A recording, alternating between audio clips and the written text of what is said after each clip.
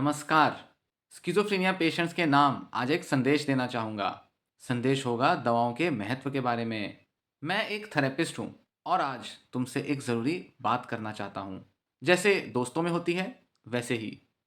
तुम्हें पता है ना, स्किज़ोफ्रेनिया कोई छोटी-मोटी बीमारी नहीं है, लेकिन ये भी सच है कि इसे अच्छे से काबू में रखा जा सकता है। बस थोड़ी-सी डेडिकेशन चाहिए, थोड़ा-सा प्यार और दवा का साथ चाहिए। मैंने सैकड़ों मरीजों को देखा है। पहले तो लगता है जैसे जिंदगी रुक सी गई है, लेकिन जब दवा रेगुलरली चलती रहती है और घर वाले भी साथ देते हैं, तो वही लोग जो एक समय पर बहुत बुरी कंडीशन में थे, वो हंसते खेलते अपना जीवन बिताने लगते हैं, नौकरी करते हैं, शादी करते हैं, बच्चे भी पालते हैं और सारे वो काम करते नजर आते हैं जो कि बाकी लोग करते हैं। तुम भी कर सकते हो, बिल्कुल। दवा क्यों जरूरी है? चलो साफ साफ बात करते हैं। दवा वो चाबी है जो तुम्हारे दिमाग के ताले खोलती है। मन में कई वहम के विचार होना, आवाज़ें आना, डर लगना या बड़े टूटे-फूटे विचार मन में आना, ये सब दिमाग में कुछ केमिकल्स के इम्बैलेंस से होता है। दवा इन्हें ठीक करती है, लेकिन एक दिन ले लिया और एक दिन भूल गए, ऐसा नहीं चलेगा। ये रोज़ का काम है, जैसे डिनर लंच करना या सोना।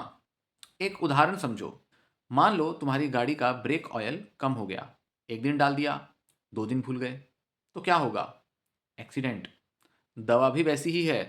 रोज लो तो दिमाग की गाड़ी स्मूथ चलेगी। बड़े बड़े रिसर्च क्या कहते हैं, आसान भाषा में समझाऊंगा।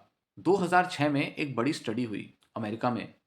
1900 से ज्यादा मरीजों को 3 साल तक ऑब्जर्व किया गया। जो लोग दवा रेगुलरली लेते थे, उनके अस्पताल जाने की मतलब हॉस्पिटलाइज होने की जरूरत 2 से 3 गुना कम हो गई। इमरजेंसी में जाने की घटनाएं भी कम हुई। झगड़े होना, गिरफ्तारी होना, मतलब कोई क्रिमिनल एक्ट में इन्वॉल्व होना या किसी का विक्टिम बनने की संभावना भी बहुत कम हुई। और जो पहले साल में दवा छोड़ते थे, उनके अगले 2 साल तक दिमाग कमजोर बना रहा, मतलब कॉग्निटिव डिक्लाइन हुआ। मतलब 1 साल की गलती और 2 साल एक्स्ट्रा सजा। बहुत बुरी हालत हो जाती है ऐसे में। 2023 की एक नई स्टडी हुई 12 देशों में। हजारों मरीजों का डेटा ऑब्जर्व किया गया। नतीजा, दवा रेगुलरली लेने वालों को 50% रिलैप्स चांस कम हो गए। मतलब लक्षणों का फिर से लौटने के चांस 50% कम हुए। अस्पताल जाने का खर्चा बच गया। लाइफ की क्वालिटी इंप्रूव हो गई। मतलब खाना पीना, सोना, ट्रैवल करना, दूसरों से मेलजोल करना, रिश्तेदारियां रखना, ये सब आसान हो गया। तीसरी स्टडी, सोहो स्टडी, बहुत बड़ी स्टडी थी, यूरोप की। 10,000 से भी ज्यादा मरीज। इसमें पाया गया कि जो लोग रोज दवा लेते थे, उनमें रिलैप्स 20 से 30% कम हो गया। और जो बीच बीच में छोड़ देते थे, वो दोबारा से हॉस्पिटल जाते थे और फिर परेशानियां बढ़ जाती थीं।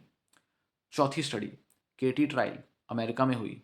जो लोग लगातार दवाइयां ले रहे थे, 18 महीने के बाद उनमें आत्महत्या के जो चांस थे वो 50% तक कम हो गए। और नौकरी, दोस्ती, रिश्ते सब मजबूत हुए। पांचवी स्टडी, फ्रांस की 2023 की स्टडी।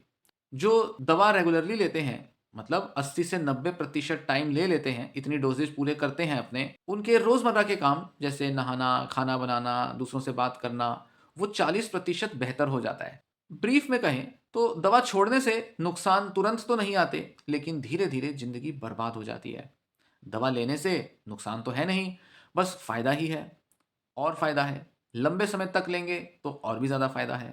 अब बात करेंगे कि मम्मी पापा को क्यों सुनना चाहिए या घर में कोई दूसरे जो लोग हैं उनकी क्यों सुनना चाहिए। तुम्हारे मम्मी पापा तुम्हारे लिए क्या क्या नहीं करते। रात को 2 बजे तुम्हें दवा याद दिला देंगे। भाई कई बार वो लेट रात तक भी जागते हैं ताकि तुम दवा ले लो। डॉक्टर के पास ले जाते हैं। तुम चिल्लाओ तो भी वो तुम्हें प्यार से समझाते हैं। तुम्हारी प्लेट में पसंदीदा सब्जी डालते हैं, खाने को देते हैं ताकि दवा का कड़वापन कम हो जाए। कई तरह से कोशिश करते हैं कि तुम अपना ट्रीटमेंट लो। और एक सच्ची बात, जिन मरीजों के घर वाले उनका साथ देते हैं, उनकी दवा 25 से 30% ज्यादा रेगुलरली चलती रहती है लंबे समय तक, और इससे उनकी इंप्रूवमेंट भी ज्यादा होती है। साथ ही उनके अंदर रिलैप्स भी आधे हो जाते हैं। तो ऐसे में तुम्हें क्या करना है? दवा का टाइम हो तो मम्मी को बोलो, मम्मी मेरी गोली दे दो। पापा कहें, चलो बेटा डॉक्टर के पास चलें, तो मना मत करो। कभी गुस्सा आए तो 10 मिनट रुको, फिर बात करो। याद रखो, तुम दवा लेते हो तो तुम अकेले नहीं जीतते, तुम्हारा पूरा परिवार जीत जाता है। अब रोजमर्रा के जीवन के लिए छोटे छोटे टिप्स, जैसे दवा भूल जाते हो तो एक पिल बॉक्स ले लो। रोज की उसमें दवाइयों का डोज रख लो और रोज उसे लेते रहो। हफ्ते में एक बार या 4 दिन बाद उसे भर दो। अलार्म लगाओ। फ़ोन में एक डेली एक ही समय बजने वाला अलार्म लगाओ। साइड इफ़ेक्ट परेशान करते हैं तो डॉक्टर को बोलो, डॉक्टर डोज़ चेंज करेगा या दवा बदलेंगे। मूड ट्रैक करो, एक डायरी में लिखो कब अच्छा लगा, क्या चीज़ का बुरा लगा, कब कौन से टाइम मूड अच्छा था, कब बुरा था, इसके बारे में एक रिकॉर्ड रखो। इससे तुम अपने मूड के पैटर्न्स को समझोगे। परिवार से बात करो, रोज़ 5 मिनट, कि आज का दिन कैसा रहा, क्या परेशानियाँ रहीं, क्या तुमने अच्छा किया, क्या तुम्हारे साथ बुरा हुआ, सब चीज़ों के बारे में अपने परिवार वालों को बता दो। और लास्ट बात, कि तुम स्किज़ोफ्रेनिया से नहीं बने हो। स्किज़ोफ्रेनिया तुम्हारी आइडेंटिटी नहीं है। तुम वो इंसान हो जो हँस सकता है, प्यार कर सकता है, सपने देख सकता है और उन्हें पूरा भी कर सकता है। बस दवा रोज़ लो, मम्मी-पापा की बात मान लो। क्यों? क्योंकि वो जो तुम्हारे लिए कर रहे हैं, वो कोई और दूसरा इंसान तुम्हारे लिए नहीं करेगा। और डॉक्टर को याद रखो, कोई प्रॉब्लम हो तो अपने डॉक्टर से बात करो। डरते क्यों हो डॉक्टरों से? तुम अकेले नहीं हो। तुम्हारे परिवार वाले, तुम्हारे डॉक्टर तुम्हारे साथ हैं। इसलिए अपना ख्याल रखो, वो सबसे ज़्यादा ज़रूरी है। ये संदेश मैं यहीं समाप्त करता हूँ। आगे किसी और वीडियो में एक नया संदेश लेकर आऊँगा। धन्यवाद।